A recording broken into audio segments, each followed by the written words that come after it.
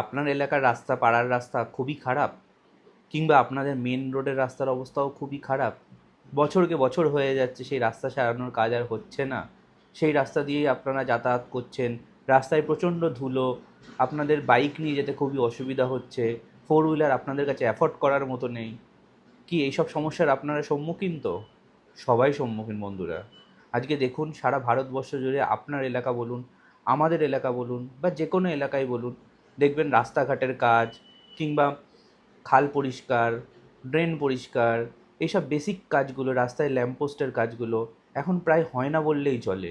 শুধু তাই না, এটার পেছনের অন্যতম বড় কারণ হচ্ছে ভোটের সময় এখন দেখবেন, আর এই রাস্তা ভোটের আগে আজ থেকে 10 বছর আগে বা 15 বছর আগে, ভোটের আগে সব রাস্তা ঠিক হতো, কিংবা পাড়ার রাস্তা, মেন রোড সব কিছু ঠিক হতো, ল্যাম্পপোস্টে লাইট বসানো হতো ভোটের আগে এগুলো এখন কিন্তু পুরোপুরি বন্ধ হয়ে গেছে দেখবেন ভোটের আগে। কারণ ভোট তো হচ্ছে শুধুমাত্র ধর্মের রাজনীতি নিয়ে।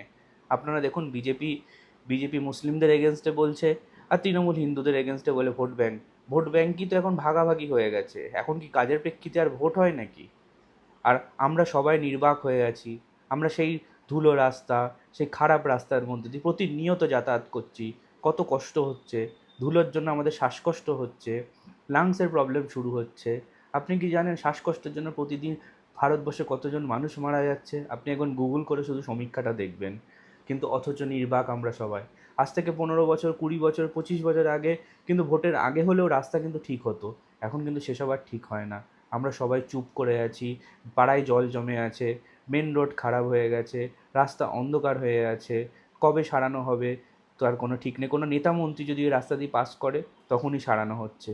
এ এক অদ্ভুত রাজনীতি ভারতবর্ষে শুরু হচ্ছে। কি ঠিক না?